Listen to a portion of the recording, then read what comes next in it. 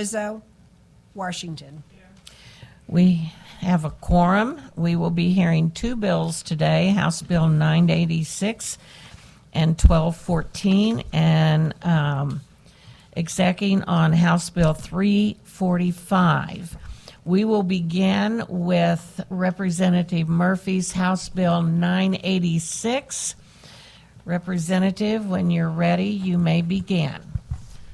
Thank you, Madam Chairman. I'm State Representative Jim Murphy, representing District 94, South St. Louis County. Today I bring forth House Bill 986. It's a very simple bill. It's a library bill. It's non-controversial for a change.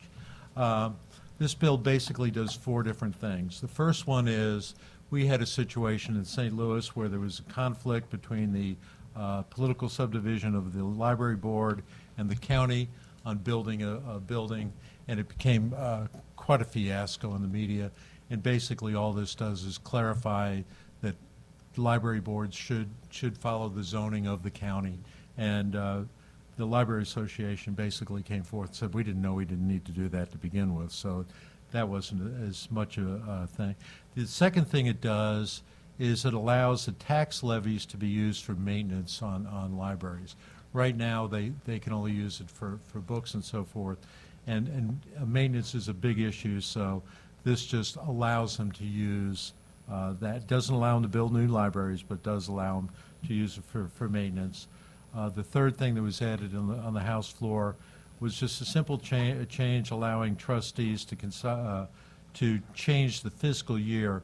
There are some library boards that have a different fiscal year than the county and so forth, so this allows them to align those two things. And the fourth issue is for the courts in St. Louis, allowing them to charge a $15 fee to maintain the law library, which all the attorneys use, and they don't like to spend any money, so they'll probably be opposed to that. But I don't think $15 or $20 is a big deal to maintain a viable law library. With that, I'll take any questions. Any questions for the bill handler? Senator Washington. Hi, Hi, thanks how for are being you? here today. I have a few questions. Sure. One, why only the St. Louis Law Library? Excuse me? Why only St. Louis's Law Library? That was put in here by Representative DeGroot last year, and Is that owned by a public well, it's entity?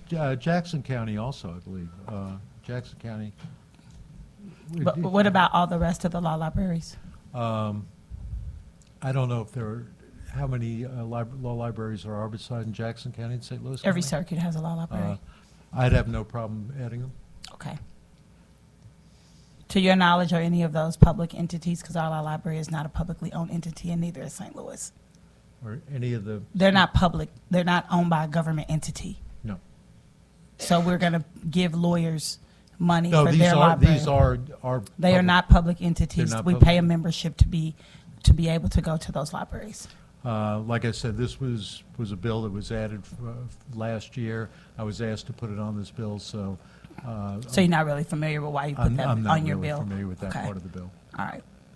Kind of difficult to be able for us to know how our position is if you Well, can't tell us why you I did think we're something. going to have some opposition to this, that they'll have real detail for you. And, Okay. and And I the have other no thing problem is with that the nature, the meat of your bill, has this been a problem statewide?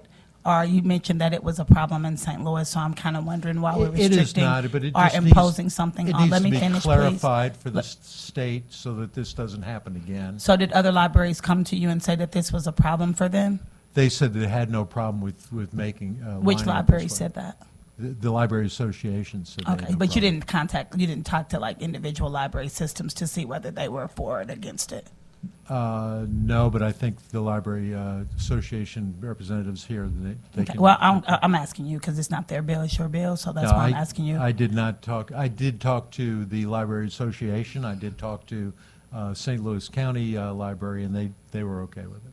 Right, but you didn't speak to everybody else, so Oh, we're no, taking something not- that only not- applies to a not at small all. district and making that statewide where it may or may not be something that is necessary or wanted in other parts of the state. Well, generally, we're not allowed to make laws that only go after one part of the state. We And do it all generally, the- if we make we a do law it that all the goes to time, and everybody, we should. make sure that it's for the benefit of everybody and not punishing someone else. I don't know that there's a punishment here. Okay, because you haven't talked to any of those individual library systems to find I out. can't even foresee a punishment in this. Okay, are you a librarian? No, I'm not. Okay, so you wouldn't know how they run their libraries or anything like that, right? Well, I don't know how this would change how they run their library. Okay, so you said that that they would be able to use the maintenance. How do they do maintenance now? They have to have it appropriated by the local government. Okay, I think that's all I have. Thank you. Are there any other questions for the bill handler? Seeing none, witness in support. State your name, fill out a witness form in 3 minutes. Madam Chair, my name is Randy Scheer, representing the Missouri Library Association. I want to address 2 parts of the bill. One is the allowance in here for the libraries to use the revenues we receive through the Athletes and Entertainers fund that comes from out-of-state athletes and entertainers. It goes into a special fund, or it's allocated and then appropriated. And this simply allows libraries to do some minor maintenance and repair using that A&E money. There are 4 buckets of money we receive through appropriations, and that's in addition to the tax revenue that they receive on a local level. But that's one that allows us to, again, just use that A&E money if we need it for maintenance and repair. And the second part is the consolidated library district boards being allowed to change their fiscal year. There are only 6 consolidated districts in the state. This is Senator Ben Brown's bill over here on this side. There's no opposition to it. In fact, what it would do in allowing them, as the sponsor mentioned, to match up your fiscal year with the way your revenues come in, so you don't have to work out of reserves for 6 months. So, and we've had financial advisors tell us that by being able to do that, they may be able to save a rather significant amount on bond interest. So we can match that up when that money comes in. We can use it for that, as opposed to running out of reserves and then waiting later on. So those are the 2 provisions that we support. Any Senator, questions for the I'd be witness? glad to answer any questions. Seeing none, next in support.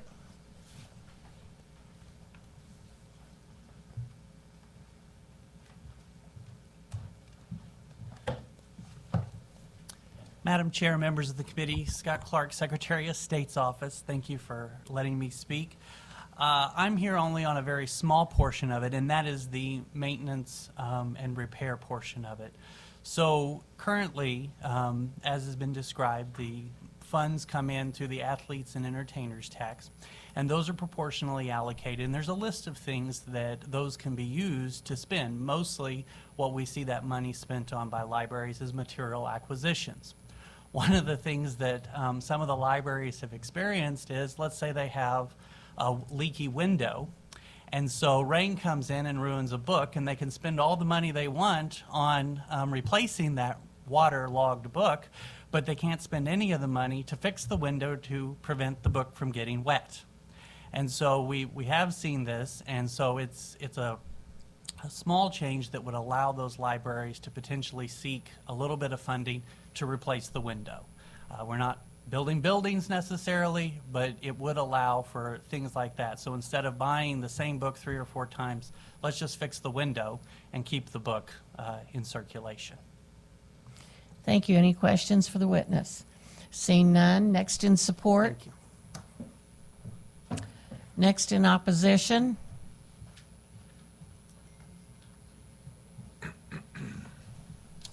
Madam Chair, members of the committee, David McCracken here today on behalf of the Missouri Creditors Bar. I'm only in opposition to the court surcharge for the St. Louis Law Library. That's section 488.426. The organization I represent is just generally opposed to raising court fees on regular folks who want to access courts. Some may say attorneys can afford to pay the $5. Well, it doesn't happen in a vacuum. It's whoever is going to small claims court, family court, just another fee on top of another fee on top of another fee for them. So I'm happy to go into more detail or answer any questions. Any questions? Real quick, I'm sorry. Can you tell me who you're with again? I'm sorry. No, it's Senator fine. Washington. I'm with the Missouri Creditors Bar. Okay, so you guys are opposed to the raising of the fees for St. Louis Circuit Court, or also for the law library provision as well? So the provision in this bill raises the court fee in order to add more funding to the St. Louis Law Library. So Okay. we are opposed to the fee being raised. Because it's, and is that only because it's just St. Louis or just in general? No, we're generally just opposed to raising court fees. Okay, so in your law library, is the public allowed to come in? I think in St. Louis, the public is allowed to come in. There is a membership program too. I know Yeah, because I've paid that membership before. So. Yeah, right. And I think that SLU law students utilize it. So They have their own law library. they do. Yes, every law school has their I'm own sorry. law library. I looked on their website. I thought it said Like every something law school about. has their own I library. thought it said that SLU students used it a lot Yeah. too. So I may be mistaken. Okay, thank But, you. Yeah. Any other questions? Seeing none. Next in opposition. Seeing none. Informational purposes only. Seeing none. Representative, any closing words? Okay. We will now hear Representative Hinman's House Bill 1214. You may proceed when you're ready.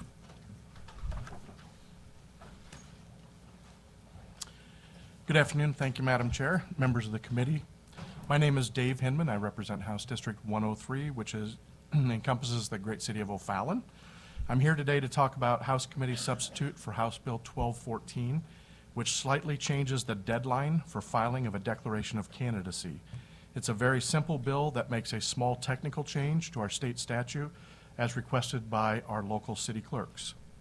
To give you a little bit of background on why this is needed, we have to address House Bill 271, which was passed and signed by the governor in 2021. This 49-page bill included a provision that changed the closing date of filing of declaration of candidacy from the 11th Tuesday to the 14th Tuesday prior to an election. However, there are no provisions included in the event that the 14th Tuesday would fall on a holiday.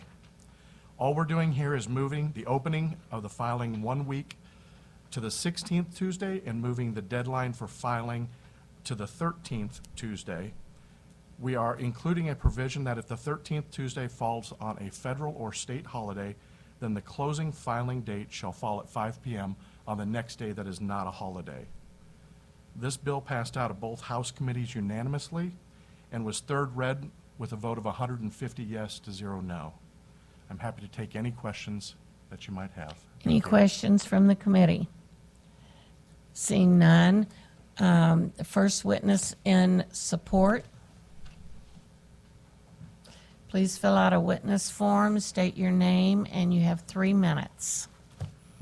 Good afternoon, Madam Chairman and members of the committee. My name is Melissa Burton. I'm the city clerk for the city of Overland, and as of today, I'm the immediate past president of the Missouri City Clerks and Finance Officers Association.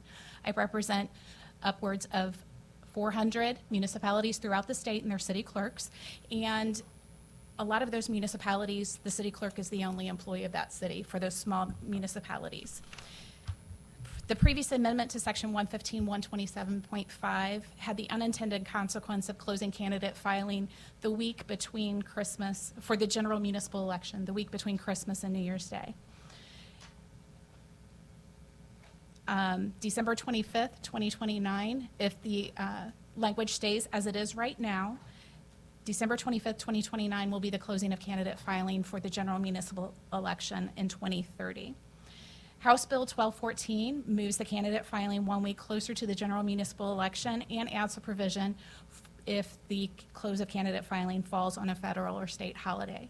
This would be beneficial to all municipal clerks throughout the state to assist with covering staffing, and so nobody's having to work on a holiday to close candidate filing. I'm happy to take any questions. Questions from the committee members? Seeing none. Next witness in support.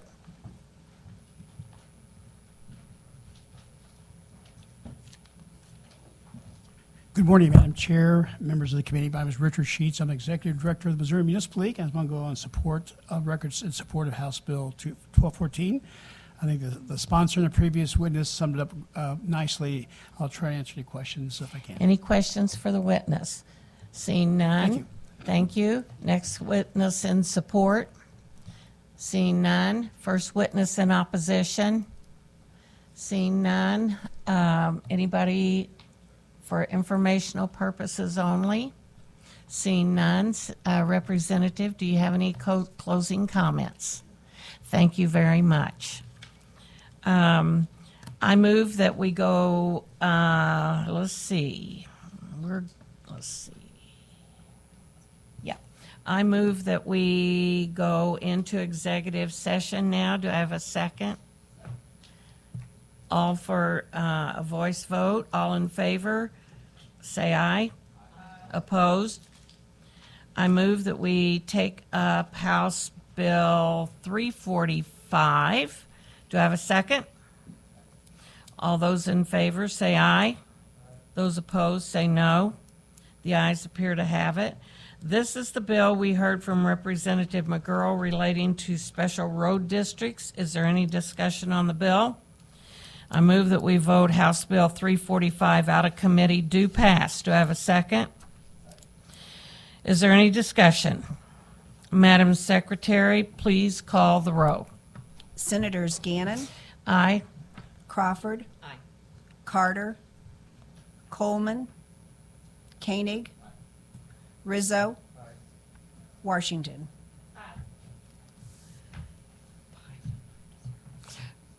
Five, excuse me, 5-0. So House Bill 345 passes. Okay, we're done. So we're adjourned. Have a great day.